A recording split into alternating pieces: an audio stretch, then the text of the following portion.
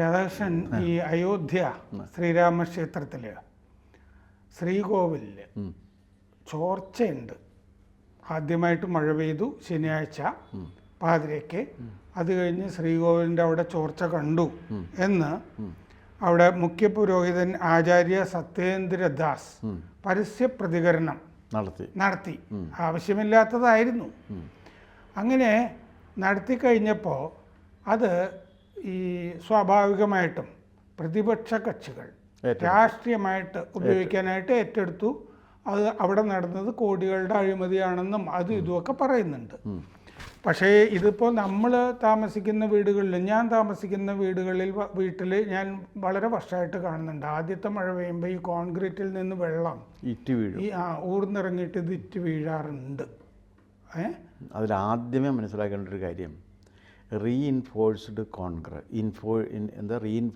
Concrete leak proof അല്ല. അതെ, അതിൻ്റെ നിയമപ്രകാരവും നിർവചനപ്രകാരവും അല്ല. അതെ, പക്ഷെ ഈ ഇവിടുത്തെ പ്രശ്നം അതുപോലും അല്ല. ഞാൻ പറയട്ടെ, അത് കാരണം ഒരിക്കലും അല്ല. ഇവർ പറഞ്ഞ ഈ കോൺക്രീറ്റ് ചോർന്നു എന്ന് പറഞ്ഞു കഴിഞ്ഞാൽ കോൺക്രീറ്റ് ചോരാനുള്ള സാധ്യത വളരെ കൂടുതലാണ്. കാരണം ലീക്ക് പ്രൂഫായിട്ടല്ല കോൺക്രീറ്റ് ഉണ്ടാക്കുന്നത്. അതിനിടക്ക് സ്പേസ് വന്ന് പെടാം. വളരെ മൈന്യൂട്ടായിട്ട് സ്പേസ് വന്ന് പെടാം. ആ സ്പേസിലൂടെ വെള്ളത്തിനും വരാൻ പറ്റും, വെളിച്ചത്തിനും വരാൻ പറ്റും, കാറ്റിനും വരാൻ പറ്റും. പൊടിക്ക് വരാൻ പ്രയാസമായിരിക്കും. അപ്പോൾ ഇത് അങ്ങനെ ഇയാൾ പറഞ്ഞു, പൂജാരി. അത് കഴിഞ്ഞ് ഇത് നമ്മുടെ നിർഭേന്ദ്ര മിശ്ര, നിർമ്മാണ സമിതി അധ്യക്ഷൻ, അദ്ദേഹം വന്ന് ഇതെല്ലാം കണ്ടിട്ട് അദ്ദേഹം പറഞ്ഞു, ഈ ഇലക്ട്രിഫിക്കേഷന് വേണ്ടി വയർ വലിക്കാനായിട്ടുള്ള പൈപ്പുകൾ ഇട്ടിട്ടുണ്ടായിരുന്നു. അതിൽ നിന്ന് വെള്ളം, ആ പൈപ്പിൽ കൂടി വെള്ളം ഊർന്നിറങ്ങിയതാണ് എന്ന് അദ്ദേഹം പറഞ്ഞു. പണി തീരുമ്പോൾ അത് നിൽക്കും. അതായത് ഇതിപ്പോൾ ഗുരുമണ്ഡപം, ആ ശ്രീകോലപക്കം നിൽക്കുന്ന ആ മണ്ഡപം ഉണ്ടല്ലോ, ഇത് മുകളിലെ നിലം പണിയാത്തത് കൊണ്ട് ആകാശത്തേക്കാണ് എക്സ്പോസ്ഡ് ആയിട്ട് നിൽക്കുകയാണത്. അപ്പോൾ ഗോപുരം പണിയുമ്പോൾ, പിന്നത്തെ നില പണിയുമ്പോൾ ഇത് തന്നെത്താനെ അങ്ങ് നിന്നോളും എന്ന് അദ്ദേഹം പറഞ്ഞു. പിന്നെ ചില ഓവുകളുണ്ട് ഇപ്പോൾ വെള്ളം പോകാനായിട്ട് മുകൾ നിലയിലുമൊക്കെ. പണി തീരുമ്പോൾ ആ ഓവുകളും അടയ്ക്കും. അപ്പോൾ വെള്ളം അത് കൂടി ഊർന്നിറങ്ങുന്ന പ്രശ്നമില്ല. മേൽക്കൂരയിൽ താൽക്കാലിക നിർമ്മിതികൾ വഴി ഇപ്പോൾ സൂര്യപ്രകാശം, വെള്ളം, ഇതൊക്കെ വരുന്നുണ്ടെന്ന് അദ്ദേഹം ചൂണ്ടിക്കാണിച്ചു. അപ്പോൾ പൂജാരി പറഞ്ഞത് വിഗ്രഹത്തിൻ്റെ മുമ്പിലിരിക്കുന്ന അയാളുടെ മുകളിൽ വെള്ളം വീഴാറുണ്ട്. അത് VIP ദർശനത്തിന് വന്ന് നിൽക്കുന്ന സ്ഥലമാണ് എന്നൊക്കെ പറഞ്ഞിരുന്നു. അതെ, അത് വീഴുമല്ലോ. അപ്പോൾ ഭക്തിപദ്, ജന്മഭൂമി പദ്, രാംപദ്, ധർമ്മപദ് തുടങ്ങി ഉള്ള വഴികളിലുമൊക്കെ വെള്ളമൊക്കെ നിൽക്കുന്നുണ്ട്. അത് മഴ പെയ്താൽ വെള്ളം നിൽക്കുമല്ലോ അവിടെ. മേയർ ഗിരീഷ് പതി ത്രിപാഠി പറഞ്ഞിട്ടുണ്ട്, അതിനുള്ള ഇതൊക്കെ ഞങ്ങൾ പരിഹാരമൊക്കെ ഞങ്ങൾ കണ്ടിട്ടുണ്ട് എന്ന് അങ്ങേരും പറഞ്ഞിട്ടുണ്ട്. അപ്പോൾ ചോർച്ച ഈ പറഞ്ഞ രീതിയിലുള്ളതല്ല, ആ പൈപ്പിൽ കൂടി ഉള്ള ഇലക്ട്രിക് വയറുകൾ പോകാനുള്ള സംഗതിയാണ്. അടുത്ത നില പണിയുന്നതോടുകൂടി ഈ സംഭവം അവസാനിക്കും. അതിൻ്റെ മുകളിൽ ഗോപുരവും വരും. അത് കോമൺ സെൻസ് വെച്ചിട്ട് നമുക്ക് അങ്ങനെ തോന്നുന്നുണ്ട്. അപ്പോൾ സത്യത്തിൽ ഈ പൂജാരിമാരാകാൻ, പ്രത്യേകിച്ച് ഈ അയോധ്യയിലെ ക്ഷേത്രത്തിൽ ധാരാളം പേരുടെ അപേക്ഷ കെട്ടിക്കിടക്കുന്നുണ്ട്. ഇപ്പോൾ ഇവന് മന്ത്രം ചൊല്ലാൻ അറിയാത്തത് കൊണ്ടെങ്ങാനും പിടിച്ചിട്ട് പുറത്താക്കാനിരിക്കുമ്പോൾ ഒരു മുൻകൂർ ജാമ്യം ഈ പൂജാരി എടുത്താണോ എന്ന് നമുക്കറിഞ്ഞൂടാ. കാരണം മുമ്പ് നമ്മുടെ ഹൈക്കോടതിയിലായിരുന്നല്ലോ ശബരിമല കാര്യങ്ങളുടെ ഒക്കെ മേൽനോട്ടം. അക്കാലത്ത് ജസ്റ്റിസ് KS പരിപൂർണൻ, ഞാൻ കണ്ടിട്ടുണ്ട് അദ്ദേഹത്തിനെ, സംസാരിച്ചിട്ടുണ്ട്, പണ്ഡിതനാണ്. അതെ, അപ്പോൾ അദ്ദേഹം ആ കാലത്ത് ഈ ഒരു ശോഭന എന്നോ അങ്ങനെ എന്തോ ഒരു ഗുണ്ട തലൈവി എറണാകുളത്ത് ഉണ്ടായിരുന്നല്ലോ, അവരുടെ അടുത്തൊക്കെ പോയ ഒരു കണ്ഠര് മോഹനര്, ആ കണ്ഠര് മോഹനര് ഇങ്ങനെയൊക്കെ ചെയ്ത ശേഷം മറ്റോ ഈ പരിപൂർണൻ വിസ്തരിക്കാൻ വിളിച്ചിട്ട് ആ പുരുഷാർത്ഥം ഒന്ന് ചൊല്ലൂ എന്ന് പറഞ്ഞപ്പോ ഈ മോഹനർക്ക് ഇത് അറിയില്ലായിരുന്നു. ആ പുരുഷ സൂക്തം ചൊല്ലൂ എന്ന് പറഞ്ഞു കഴിഞ്ഞപ്പോ ഈ പൂജാരി ഇനി ഇതുപോലത്തെ വല്ല പൂജാരിയാണോ? അല്ല, ഇതിനകത്ത് 2-3 കാര്യങ്ങൾ ശ്രദ്ധിക്കേണ്ടതുള്ളൂ. ഒന്ന്, ഇത് സർക്കാരിൻ്റെ പണമെടുത്ത് പണിത ഒരു സംഗതിയല്ല. അല്ല. ഒരു ട്രസ്റ്റ് പണമുണ്ടാക്കി, അല്ലാതെ ഞാനും കൊടുത്തിട്ടുണ്ട്. സുപ്രീം കോടതി വിധി പ്രകാരം. അതെ, സുപ്രീം കോടതി വിധി പ്രകാരം രൂപീകരിക്കപ്പെട്ട ട്രസ്റ്റ്. ആ ട്രസ്റ്റിന് വേണ്ടി പണം പിരിക്കാൻ ഇവിടെ ആളുകൾ വന്ന് ഞാൻ പണം കൊടുത്തിട്ടുണ്ട്. ആ കൊടുത്ത പണത്തിന് 80G അനുസരിച്ചുള്ള ആദായ നികുതി ഇളവും കിട്ടിയിട്ടുണ്ട്. അപ്പോൾ ഇതുപോലെ എന്നെപ്പോലെയുള്ള അനേകം പേര് കൊടുത്തിട്ടുള്ള പണം കൊണ്ട് പണിതാണ്. അപ്പോൾ ഗവൺമെൻറ്റിന് നേരിട്ട് പണം നഷ്ടപ്പെട്ടിട്ടില്ല. അതെ, 1800 കോടി രൂപയാണ് ചെലവ്. 3500 കോടി രൂപ പിരിഞ്ഞ് കിട്ടി. അതിൽ 60% 2020 ഫെബ്രുവരി മുതൽ 2021 ജനുവരി വരെ കിട്ടിയതാണ്. അപ്പോൾ കണക്കുണ്ടെന്ന് പറയാൻ അല്ല, കണക്കുണ്ട്. ഇനി അതിലെന്തെങ്കിലും ഒരു ക്രമക്കേടുണ്ട് എന്നുണ്ടെങ്കിൽ ആ ക്രമക്കേട് സംബന്ധിച്ച നടപടികളെടുക്കാൻ ട്രസ്റ്റ് ആക്ട് അനുസരിച്ചേ പറ്റുള്ളൂ. അല്ലാതെ വേറെ സർക്കാരിനകത്ത് നേരെ പോയിട്ട് ഒന്നും ചെയ്യാൻ പറ്റില്ല. ട്രസ്റ്റ് ആക്ട് അനുസരിച്ചിട്ടുള്ള കാര്യങ്ങളാണ് ചെയ്യേണ്ടത്. ഇനി അതൊക്കെ വിട്ടിട്ടെ, ഇപ്പോൾ ഈ അയോധ്യ ക്ഷേത്രത്തെക്കുറിച്ച് പറയുന്ന ഈ കക്ഷികൾ ആരെങ്കിലും അയോധ്യയിൽ രാമക്ഷേത്രം വേണം എന്നാവശ്യപ്പെട്ടിട്ടുള്ളവരാണ്? അല്ലല്ലോ. അവരൊരിക്കൽ പോലും അയോധ്യയിൽ രാമക്ഷേത്രം വേണമെന്ന് ആവശ്യപ്പെട്ടവരല്ല. ഒന്ന്, അവർ മറിച്ച് അയോധ്യയിൽ ഒരു കാരണവശാലും രാമക്ഷേത്രം പാടില്ല, ബാബർ പണിത ആ തർക്കമന്ദിരം എന്ന് കോടതി വിശേഷിപ്പിച്ച, ഞാൻ പറയുന്നതല്ല, കോടതി വിശേഷിപ്പിച്ച ആ ഇസ്ലാമിക പള്ളി നിലനിർത്തണം എന്ന് ആവശ്യപ്പെട്ടവരാണ് ഇപ്പോഴിത് പറയുന്നത്. ഗവൺമെൻറ്റിന് നേരിട്ടൊരു ബന്ധവുമില്ലാത്ത കാര്യം, സുപ്രീം കോടതി നിശ്ചയിച്ചിരുന്ന ഒരു ട്രസ്റ്റ് ചെയ്തൊരു ജോലി, ആ ട്രസ്റ്റിനെ വളരെ ഉത്തരവാദിത്തപ്പെട്ട ഒരു സീനിയർ IAS-കാരനാണെന്നാണ് എൻ്റെ ഒരു ഓർമ്മ. അദ്ദേഹമാണ് അതിൻ്റെ കടമ നിർവഹിക്കുന്നതിന് വേണ്ടിയുള്ള ട്രസ്റ്റിൻ്റെ എക്സിക്യൂട്ടീവ് ചെയർമാനായിട്ടിരുന്നുകൊണ്ട് ചെയ്തുകൊണ്ടിരിക്കുന്നത്. ഇതിനെല്ലാത്തിനും ടെൻഡർ കൊടുത്ത്, ടെൻഡർ നടപടി, ട്രസ്റ്റിൻ്റെ സംഗതിയാണെങ്കിൽ ടെൻഡർ നടപടികളൊക്കെ ടെൻഡർ നടപടികളൊക്കെ പൂർത്തിയാക്കിയതിന് ശേഷം മാത്രമേ ചെയ്യാൻ പറ്റുള്ളൂ. അങ്ങനെ ചെയ്യുന്ന സന്ദർഭത്തിൽ എവിടെയെങ്കിലും വല്ല കുഴപ്പം ഉണ്ടായിട്ടുണ്ടെങ്കിൽ അത് തിരുത്തുന്നതിനുള്ള വ്യവസ്ഥ കൂടി ടെൻഡറിലുണ്ടാകും. കാരണം ഇത്രയും വലിയൊരു നിർമ്മിതി ഉണ്ടാക്കുന്ന സമയത്ത്, അതിൻ്റെ കോൺട്രാക്ടർമാരിത് ചെയ്യുന്ന സമയത്ത് എവിടെയെങ്കിലുമൊക്കെ ഏതെങ്കിലുമൊക്കെ തരത്തിലുള്ള ചെറിയ വീഴ്ചകൾ ഉണ്ടാകാനുള്ള സാധ്യത തള്ളിക്കളയാൻ പറ്റാത്തത് കൊണ്ടാണ് അത്തരം സംഭവങ്ങൾ വന്നാൽ എന്ത് വേണം എന്നുള്ള റെമഡിയൽ ക്ലോസ് കൂടി അതിനകത്ത് ഉൾപ്പെടുത്തുന്നത്. ആ റെമഡിയൽ ക്ലോസും ഉണ്ട്. അപ്പോൾ അത്തരത്തിലൊരു സാധനം ഉണ്ടായിരിക്കെ ഒന്നാമത്തെ മഴ പെയ്തപ്പോൾ തന്നെ ശ്രീകോവിലിൽ ശ്രീകോവിലല്ല വെള്ളം വീണിരിക്കുന്നത്. അവിടെയാണ് തെറ്റ്. ശ്രീകോവിലിൻ്റെ മുമ്പിൽ VIP വന്ന് നിൽക്കുന്ന സ്ഥലത്ത് വെള്ളം, VIP ആരായിരുന്നാലും മഴ പെയ്യുന്ന സമയത്ത് വെള്ളം ഇറങ്ങി വരികയാണെന്നുണ്ടെങ്കിൽ മഴത്തുള്ളിക്ക് VIP ആണ്, ഞാൻ ഇറങ്ങാൻ പാടില്ല എന്ന് പറയാൻ പറ്റില്ല. VIP ഇറങ്ങിപ്പോവും, ആ മഴത്തുള്ളി വരും. പക്ഷേ ഇതിനകത്ത് വേറൊരു കാര്യം, ഇങ്ങനെ ഒരു സംഭവം ഉണ്ട് എന്നുണ്ടെങ്കിൽ ഇയാളത് ആദ്യം തന്നെ ചെയ്യേണ്ടത് പത്രക്കാരെ വിളിച്ചിട്ട് ഈ വിവരം പറയണം. അതെനിക്കും മനസ്സിലായില്ല. അതല്ലല്ലോ, ഇതിൻ്റെ ട്രസ്റ്റിനെ വിവരം അറിയിക്കുകയല്ലേ വേണ്ടത്. എന്നിട്ട് ട്രസ്റ്റ് വന്നത് പരിശോധിച്ചതിന് ശേഷമല്ലേ ചെയ്യേണ്ടത്. അപ്പോൾ അതുകൊണ്ട് ഈ പൂജാരിയുടെ ഉദ്ദേശശുദ്ധി സംശയിക്കത്തക്കതാണ്. ഒന്ന്, ഈ പൂജാരി അവിടെ എങ്ങനെ പൂജാരി ആയി എന്ന കാര്യവും സത്യത്തിൽ അന്വേഷണം നടത്തേണ്ട ഒന്നാണ്.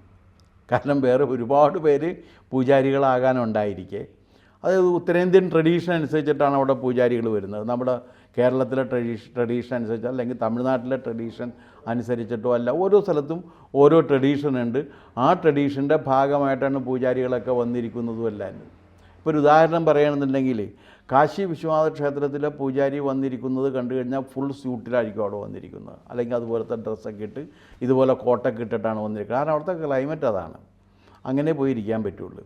അദ്ദേഹം വരുന്ന സമയത്ത് അദ്ദേഹത്തെ ആളുകൾ കാണുകയോ ആളുകൾ തൊടുകയോ ഒക്കെ ചെയ്യാറുണ്ട്, അവിടെ പ്രശ്നമില്ല. പക്ഷേ ഗുരുവായൂർ മേൽശാന്തിക്ക് അതല്ല പ്രശ്നം. ഗുരുവായൂർ മേൽശാന്തി അങ്ങോട്ട് വന്നു കഴിഞ്ഞാൽ, ഒരാൾ തൊട്ട് കഴിഞ്ഞാൽ ഗുരുവായൂർ മേൽശാന്തി വീണ്ടും കുളത്തിൽ പോയി കുളിച്ച് വന്ന് ഈ ക്രിയകളൊക്കെ വീണ്ടും ആരംഭിച്ചതിന് ശേഷം മാത്രമേ കയറാൻ പറ്റുള്ളൂ. അതുകൊണ്ടാണ് ഈ മേൽശാന്തി വരുമ്പോൾ ആളുകൾ തടുത്ത് നിർത്തി അങ്ങോട്ട് പോകണം എന്ന് പറയുന്നത്. അതൊക്കെ ഓരോ പ്രൊഫഷൻ്റെ സവിശേഷതകളാണ്. അപ്പോൾ ചീഫ് ജസ്റ്റിസ് നടന്നു പോകുന്ന സമയത്ത് മുന്നിൽ ആരെയും നിർത്തില്ല. ആ മറ്റേ വടി പിടിച്ച് വരുന്ന കക്ഷിയുണ്ടല്ലോ, കോൽക്കാരൻ വന്നിട്ട് കോൽക്കാരൻ വരുമ്പോൾ തന്നെ എല്ലാവരും മാറി സൈഡിൽ വളരെ ആദരപൂർവ്വം നിൽക്കും. അപ്പോൾ അത് മനുഷ്യാവകാശത്തിനുള്ള ധ്വംസനമല്ലേ എന്ന് ചോദിക്കാൻ കാരണം ഇക്വാലിറ്റി വരുന്നില്ല. ഇക്വാലിറ്റി എന്ന് പറഞ്ഞാൽ ഹൈക്കോടതി ചെന്ന് കഴിഞ്ഞാൽ ഹൈക്കോടതി ചീഫ് ജസ്റ്റിസ് ഇരിക്കുന്ന കസേരയിൽ കേസ് കൊടുത്തവൻ കയറി ഇരിക്കുക എന്നല്ല അർത്ഥം. അങ്ങനെ ഇല്ല. കാരണം ഓരോ ജോലിക്കും അതിൻ്റേതായ സവിശേഷതയുണ്ട്. ഇപ്പം ഞാനൊരു കേസ് കൊടുത്തിട്ടുണ്ട് അവിടെ ചെന്നിട്ട്, ഞാൻ ഇവിടെ വന്നതാണ്, ആരാണ്, ജഡ്ജാണല്ലേ, ശരി ഞാനിരിക്കാമെന്ന് പറയാൻ പറ്റില്ല. ജഡ്ജിരിക്കേണ്ട കസേരയിൽ കക്ഷികളിരിക്കാൻ പാടില്ല, വക്കീലന്മാരും ഇരിക്കാൻ പാടില്ല. അവർക്കിരിക്കാൻ വേറെ സ്ഥലങ്ങളുണ്ട്, അല്ലെങ്കിൽ നിൽക്കേണ്ടവർ നിൽക്കാൻ സ്ഥലങ്ങളുണ്ട്. ഇപ്പം ചില കക്ഷികളെ ഇപ്പോൾ ചോദ്യം, പണ്ട് നെഹ്റു ഏതോ ഒരു ഭ്രാന്താലയം സന്ദർശിച്ചപ്പോൾ അവിടുത്തെ ഒരു ഭ്രാന്തനുമായിട്ട് സംസാരിക്കുമ്പോൾ ഭ്രാന്തൻ ചോദിച്ചു നിങ്ങൾ എന്ത് ചെയ്യാന്ന്. ഞാൻ ഇന്ത്യയുടെ പ്രധാനമന്ത്രിയാണ് എന്ന് പറഞ്ഞു. പണ്ട് ഞാൻ ഇത് പറഞ്ഞതിനാണ് എന്നെ പിടിച്ചിവിടെ ഇട്ടത്. അല്ല, അപ്പം ആ രീതിയിൽ പറയാൻ പറ്റില്ല. അപ്പോൾ അതുകൊണ്ട് ഇയാളുടെ ഭാഗത്ത് നിന്ന് വന്നിരിക്കുന്ന ഇതൊരിക്കലും സതുദ്ദേശത്തോടു കൂടിയ ഒരു പ്രവൃത്തിയായിട്ട് ഞാൻ കാണുന്നേ. വേണ്ടത്ര ദക്ഷിണ കിട്ടായിക ഉണ്ടാവുമോ? അതും കണ്ടേക്കാം. എന്താ സംഭവം എന്നറിയില്ല. കാരണം എന്ത് സംഭവത്തിൻ്റെ പേരിലാണെങ്കിലും അദ്ദേഹത്തെ, ശബരിമലയിൽ നമ്മൾ ആ തന്ത്രിയെ കാണുമ്പോൾ ആ ശ്രീകോവിലിൻ്റെ അപ്പുറത്ത് അദ്ദേഹത്തിന് ഒരു ചെറിയ മുറിയുണ്ട് അവിടെ അല്ലാത്ത സമയത്ത്. അപ്പോൾ അവിടെയൊക്കെ പോയി ധാരാളം ആളുകൾ കാണുകയും ദക്ഷിണ കൊടുക്കുകയൊക്കെ ഉണ്ട്. ചിലപ്പോൾ ഈ രാമക്ഷേത്രത്തിൽ അങ്ങനെ ഒരു സംവിധാനം ഉണ്ടായി എന്ന് വരില്ല. അവിടെ ചിലപ്പോൾ ഉണ്ടാകാൻ സാധ്യത വളരെ കുറവായിരിക്കും. ഈ പിരിവ് ബാക്കി കാര്യങ്ങൾ മുഴുവനും ഒരു സെൻട്രലൈസ്ഡ് രീതിയിലായിരിക്കും പോകുന്നത്. ശബരിമല മേൽശാന്തിക്ക് അങ്ങനെയല്ല. ചിലപ്പോൾ ഈ മറ്റേ നാടമുറിച്ച് ഉദ്ഘാടനമൊക്കെ ഇല്ലേ ജ്വല്ലറികളുടെ, അതൊക്കെ കിട്ടുന്ന ചിലപ്പോൾ ഈ പൂജാരി പ്രതീക്ഷിച്ചിരുന്നിരിക്കാം. അല്ല അയോധ്യയിലെ പൂജാരി എന്ന് പറഞ്ഞു കഴിഞ്ഞാൽ അദ്ദേഹത്തിൻ്റെ പൂജാരി എന്ന നിലക്കുള്ള സ്റ്റാർ വാല്യൂ വളരെ ഉയർന്നിട്ടുണ്ട്. അപ്പോൾ ഒരു ഉദാഹരണം പറയണമെന്നുണ്ടെങ്കിൽ ശാസ്ത്രി ശർമ്മൻ നമ്പൂരി ഇവിടെ ഉണ്ടായിരുന്നു. അപ്പോൾ ഞാനന്ന് ICPRൽ ഫസ്റ്റ് ടേമിൽ ഞാൻ 2 ടേമിൽ ICPRൻ്റെ ഗവേണിംഗ് ബോഡിയിലുണ്ടായിരുന്നു, ഇന്ത്യൻ കൗൺസിൽ ഓഫ് ഫിലോസോഫിക്കൽ റിസർച്ചിൽ. ഫസ്റ്റ് ടേമിൽ ചെന്ന് കഴിഞ്ഞപ്പോഴേക്കും ഇദ്ദേഹം ഒരാൾ നോർത്ത് ഇന്ത്യയിലുള്ള ഒരു ഫിലോസഫി പ്രൊഫസർ എൻ്റെ അടുത്ത് വന്നിട്ട് ചോദിച്ചു, ഇങ്ങനെ ശാസ്ത്രി ശർമ്മൻ നമ്പൂരി. ഞാൻ പറഞ്ഞു he is very close to me, I know him personally എന്ന് പറഞ്ഞു. അപ്പോൾ പറഞ്ഞ് എനിക്ക് അദ്ദേഹത്തെ ഒരു പൂജക്ക് കിട്ടണം. അപ്പോൾ ഞാൻ വെറുതെ ഇത് ഒഴിവാകാൻ വേണ്ടിയിട്ട് ഞാൻ പറഞ്ഞ് വലിയ പാടാണ്, ഈസ് എ കോസ്റ്റ്ലി പ്രീസ്റ്റ് എന്ന് പറഞ്ഞു. അപ്പോൾ അത് സാരമില്ല, അത് ഞാൻ കൊടുക്കാം എന്ന് പറഞ്ഞു. അങ്ങനെ അദ്ദേഹത്തെ 5 ലക്ഷം രൂപ മുടക്കി പിടിച്ചുകൊണ്ട് പോയി, പ്ലസ് ഫ്ലൈറ്റ് ടിക്കറ്റ്, താമസ സൗകര്യം. അദ്ദേഹത്തിൻ്റെ ശിങ്കിടികളൊക്കെ ഇവിടെ നിന്ന് എന്താണ് KK എക്സ്പ്രസ്സിലും കയറിപ്പോയി. അപ്പോൾ അതുകൊണ്ട് അങ്ങനെ ഈ ശാസ്ത്രി ശർമ്മൻ നമ്പൂരിക്ക് ഇങ്ങനെ ഉണ്ടായിരിക്കെ നമ്മുടെ ഗുരുവായൂർ തന്ത്രി ദിനേശൻ ചേന്നാസ് ദിനേശനും ഇതുപോലെ തന്നെയാണ്, വലിയ ഡിമാൻഡാണ്. അപ്പോൾ അതുകൊണ്ട് അയോധ്യ ക്ഷേത്രത്തിൽ ഇദ്ദേഹത്തിന് ഇതുണ്ടാകും. പക്ഷേ എനിക്ക് തോന്നണ അങ്ങനെ പോകണ്ട എന്നുള്ള വിലക്കുണ്ടാകും. ഒരു പുറപ്പെടാ ശാന്തി പോലത്തെ ഒരു സംഭവം കാണും. അല്ല, എന്തോ ഒരു വിലക്കുണ്ടാകും, അങ്ങനെ പോകാൻ പാടില്ല എന്ന് പറഞ്ഞിട്ടുണ്ടാകും. ഇതൊന്നും ഞാൻ അതിൻ്റെ ഡീറ്റെയിൽസ് അന്വേഷിച്ചില്ല, ഡീറ്റെയിൽസ് അന്വേഷിച്ചാൽ കിട്ടാവുന്നതേ ഉള്ളൂ. അതുകൊണ്ടായിരിക്കും അദ്ദേഹം ഈ പാര വെച്ചത്. ഇതിൽ വിശ്വാസ്യത തീർച്ചയായിട്ടും ഈ ശാന്തിക്കല്ല. കാരണം ശാന്തിക്ക് ശാന്തിപ്പണി അല്ലാതെ വേറെ എന്തെങ്കിലും കാര്യത്തിൽ നിശ്ചയമുണ്ടോ എന്നുള്ളതിന് ഒരു തെളിവും വന്നിട്ടില്ല. ഇനി അങ്ങനെ ഇതുണ്ടായിരുന്നെങ്കിൽ തന്നെ നമുക്കറിയാവുന്നതാണ്, ആ പൂജാരി പോയിട്ട് അവിടുത്തെ അധികൃതരോടാണ് ഈ കാര്യം ആദ്യം പറയേണ്ടത്. ട്രസ്റ്റിനോട് പറയണം, അല്ലാണ്ട് മാധ്യമങ്ങളെ വിളിച്ചിട്ടല്ലേ ഇത് പറയേണ്ടത്. ഇതിപ്പോൾ അങ്ങനെയല്ല, താൻ എന്തോ വലിയ കണ്ടുപിടുത്തം നടത്തിയിരിക്കുന്നു എന്ന രീതിയിൽ അതൊരു ക്ഷേത്രവുമായി ബന്ധപ്പെട്ട് പ്രവർത്തിക്കുന്ന ഒരാൾ ചെയ്യാൻ പാടില്ലാത്തതല്ലേ. എന്നാൽ അതിന് മഴ പെയ്തപ്പോൾ ചോർച്ച എങ്ങനെ ഉണ്ടായി എന്നുള്ള കാര്യം ശാസ്ത്രീയമായി പരിശോധിക്കാതെ ഇയാൾ എങ്ങനെയാണ് ഇതിന് ചോർച്ചയുണ്ടെന്ന് പറഞ്ഞത്? അപ്പോൾ അയാളുടെ ഉദ്ദേശശുദ്ധി ഒട്ടും ശരിയല്ല. ഇനി അതെടുത്തിരിക്കുന്ന രാഷ്ട്രീയ കക്ഷികളാണെങ്കിലോ ഒരു കാരണവശാലും ശ്രീരാമക്ഷേത്രം ഇവിടെ വരാൻ പാടില്ല എന്ന് ശഠിച്ചവരാണ്. ഇപ്പം അവർ പറയണത് ഞങ്ങളവിടെ പോകുമെന്നാണ്. രാഹുൽ ഗാന്ധി അവിടെ പോയിട്ടുണ്ടോ? ഇവിടെ ഈ കൈരളി ചാനല് മാർക്സിസ്റ്റുകൾ ഇതൊക്കെ ഇതിനെ വിമർശിക്കുന്നുണ്ട്. അപ്പം ഞാൻ ചോദിച്ചേ കഴിഞ്ഞ ദിവസം AKG സെൻറ്ററിൽ വലിയ ചോർച്ച ഉണ്ടല്ലോ, അതുകൊണ്ടല്ലേ സംസ്ഥാന കമ്മിറ്റി യോഗത്തിൽ നടക്കുന്ന വിവരങ്ങൾ മുഴുവൻ പുറത്തു വന്നത്. അത്രയും വലിയ ചോർച്ച എന്തായാലും അവിടെ അയോധ്യയിലില്ല. അല്ല, അങ്ങനെയല്ല. AKG സെൻറ്ററിൽ സംസ്ഥാന കമ്മിറ്റിയിലല്ല, ഓരോ ജില്ലാ കമ്മിറ്റിയിലും ആര് എന്തൊക്കെ പറഞ്ഞു എന്നുള്ള വിവരം കൃത്യമായി പുറത്തു വന്നുകൊണ്ടിരിക്കുകയാണ്. എത്ര പേര് പിണറായി വിജയനെ വിമർശിച്ചു, എത്ര പേര് പിണറായി വിജയൻ്റെ മകളും പിണറായി വിജയനും കൂടി പാർട്ടിയെ നശിപ്പിച്ചിരിക്കുന്നു എന്ന് പറഞ്ഞു. ഇതൊക്കെ കൃത്യമായിട്ട് വരുന്നുണ്ട്. അത് എന്തുകൊണ്ടാണെന്ന് ചോദിച്ചാൽ അത് സൂചിപ്പിക്കുന്നൊരു കാര്യം, പാണ്ഡൻ നായരുടെ പല്ലിന് ശൗര്യം പണ്ടെപ്പോലെ ഫലിക്കുന്നില്ല എന്ന് കുഞ്ചൻ നമ്പ്യാർ പറഞ്ഞത് തന്നെയാണ് വരുന്നത്. പിണറായിയുടെ പല്ലിൻ്റെ ശൗര്യം തീർന്നിരിക്കുന്നുവോ എന്ന് ശങ്ക ഉണ്ടാക്കത്തക്ക വിധത്തിലാണിത് വരുന്നത്. ഗോവിന്ദ മാഷ പിന്നെ നമ്മൾ വിട്ടുകളയണം, പാവമാണ്. അപ്പോൾ അതുകൊണ്ട് ഇവിടെ എന്താ സംഭവം എന്ന് വെച്ച് കഴിഞ്ഞാൽ ഇദ്ദേഹത്തിന് ഒരു പക്ഷേ ട്രസ്റ്റിലുമായി ഇദ്ദേഹം ഉടക്കിയിട്ടുണ്ടാവാം, ട്രസ്റ്റുമായിട്ട് ഇദ്ദേഹം ഉടക്കി കാണും. എന്നിട്ട് പറയും ദൈവത്തിൻ്റെ അധികാരി ശാന്തിയല്ല, ശാന്തി കൂലിപ്പണിക്കാരനാണ്, തന്ത്രിയാണ് ദൈവത്തിൻ്റെ അധികാരി. ശാന്തി കൂലിപ്പണിക്കാരനാണ്. നമ്മുടെ സങ്കല്പത്തിൽ നമ്മളൊരു ശാന്തിയെ വിളിക്കുന്നു എന്ന് പറഞ്ഞു കഴിഞ്ഞാൽ കൂലിപ്പണിക്കാരനെ വിളിക്കുന്നതേ അർത്ഥമുള്ളൂ. നമ്മളൊരു പ്ലംബറെ വിളിക്കുന്ന രീതിയിൽ, ഒരു കാർപ്പൻറ്ററെ വിളിക്കുന്ന രീതിയിൽ ഈ പൂജാരി എനിക്ക് തോന്നുന്നു ഒരു മുട്ടുശാന്തിയായിരിക്കും.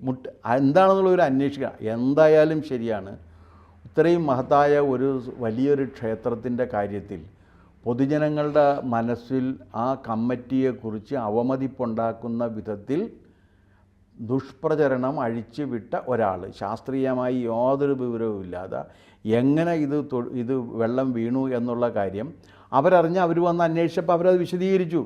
ഇതിൻ്റെ മുകളിൽ വന്നാൽ ഇത് കഴിയുള്ളൂ എന്നുള്ള കാര്യം.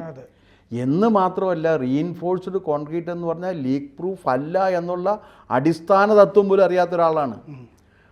അതുകൊണ്ടല്ലേ നമ്മളിപ്പോൾ എന്ത് ചെയ്യുന്നത്, ഈ ഇതില്ലേ കോൺക്രീറ്റിൻ്റെ മുകളിൽ നമ്മൾ ഇതിടുന്നുണ്ട്. എന്താണ് അതിനെ ഡ്രസ് വർക്ക് ചെയ്തിട്ട് ഷീറ്റ് ഇടയല്ലേ, ചെയ്യാറുണ്ട്, അല്ലെങ്കിൽ ചോരും. അതെ. എന്നാലും ഈ പൂജാരിയോട് പണ്ട് കണ്ഠരര് മോഹനരോട് പരിപൂർണം ചെയ്ത പോലെ തന്നെ സൂക്തം അറിയാമോ എന്നൊന്ന് പരീക്ഷിക്കുന്ന വേദമന്ത്രങ്ങളുടെ അർത്ഥം അറിയാമെന്നും കൂടി ചോദിക്കണം. അത് മറ്റേ പരിപൂർണ സ്വാമി അത് ചോദിച്ചില്ല. പക്ഷേ അതും കൂടി ചോദിക്കായിരുന്നെങ്കിൽ അവിടെ വെച്ച് തന്നെ സ്വാമി അദ്ദേഹത്തെ വെടിവെച്ചു കൊല്ലാൻ ഉത്തരവിടുമായിരുന്നു.